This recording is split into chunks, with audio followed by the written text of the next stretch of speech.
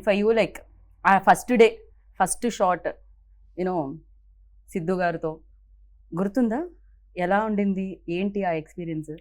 నాకు ఇప్పుడైతే నాకు లాస్ట్ డే ఆఫ్ షూట్ నాకు గుర్తుంది. ఇంకా Okay. ఐ థింక్ అదే గుర్తుంటుంది నాకు. ఏం First- జరిగింది? ఫుల్ డే నవ్వుకున్నాను నేను. అంత ఫన్ ఉండే నాకు ఆ రోజు సెట్ లో.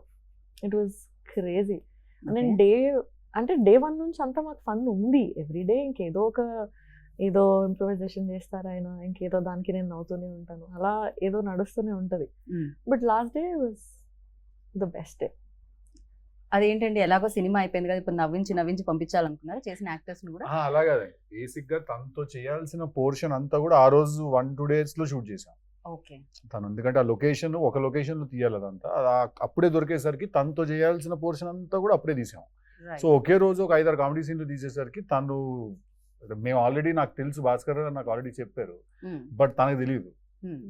సో సడన్ గా ఒకే రోజు 5-6 సీన్లు చేసేసరికి తను వాట్ ఇస్ దిస్ వావ్ అని ఫీల్ అవుతారు. ఎట్లా వాట్ ఇస్ దిస్ వావ్ అని. ఓకే, కొంచెం కష్టంగా ఉంది మీరు కాబట్టి తొందరగా పిక్ చేయగలిగారు అనమాట.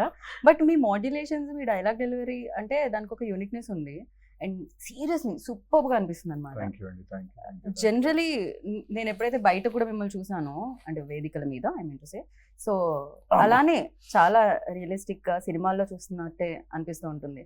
దిస్ లైక్ అందుకనే మేబీ మిమ్మల్ని ఈ క్వశ్చన్ అడిగారేమో, జాక్కి టిల్లుకి ఏమన్నా సిమిలారిటీస్ ఉన్నాయా అని. దాన్ని ఏమంటారు? రియలిస్టిక్ గా, రియల్ గా సిమిలారిటీస్ అయితే లేవండి, to be very honest. But energy levels ఒకటే, క్యారెక్టర్ ఎనర్జీ లెవెల్ ఒకటే. మీకు క్వర్కినెస్ కానీ అంటే తనకెంత సాలిడ్ వైబ్ ఉంటుందో టిల్లుకి, జాక్ కూడా అంతే సాలిడ్ వైబ్ ఉంటుంది. బట్ జాక్ చాలా మెచ్యూర్ క్యారెక్టర్, టిల్లు కొంచెం ఎడ్డోడు. జాక్ కొంచెం మెచ్యూరిటీ ఉన్న క్యారెక్టర్ అనమాట. ఎందుకంటే తను ఫస్ట్ నుంచి ఒక గోల్, ఒక క్లారిటీ, నేను ఇలాగే ఉంటాను, నేను ఇదే చేయాలనుకుంటున్నా, ఇదే చేస్తాను, ఎవరు వద్దనుకున్నా కాదనుకున్నా ఇదే చేస్తాను అని. ఇప్పుడు జాక్ని పిలిచి ఎవరైనా నేను ఇట్లా ఒకళ్ళని చంపేశాను, నువ్వు పాతి పెడతావని అడిగాడు అనుకోండి, వాడు పక్కకి వెళ్ళమ్మా అంటాడు. జాక్ టిల్లు లాగా వాడు ఒప్పేసుకోడు. జాక్ ఏంటంటే అక్క నమస్తే అని పక్కకు వచ్చేస్తాడు. టిల్లు లాగా దొరికిపోడు. టిల్లు స్ట్రెస్ తీసుకుంటాడు, జాక్ స్ట్రెస్ ఇస్తాడు. సో చాలా డిఫరెన్స్ ఉందన్నమాట అయితే మీరు చెప్పిన విధానం బట్టి అర్థమవుతుంది. యా, బట్ ఎస్పెషల్లీ టిల్లుకి మీరు ఇందాక చెప్పినట్టు ఒక లవ్, కాన్ఫ్లిక్ట్, దాని మధ్య జరుగుతున్న హిలేరియస్ సిచ్యువేషన్స్ అంతే.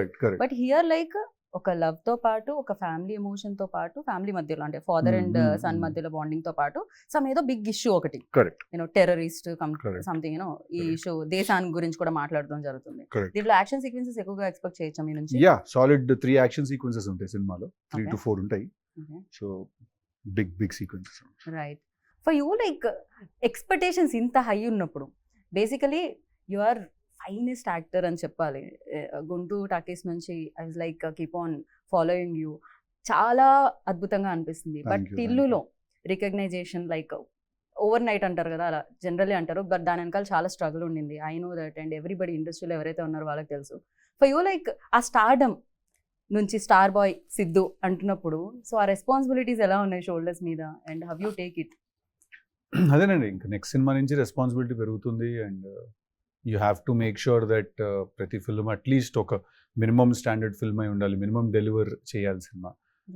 So that's it.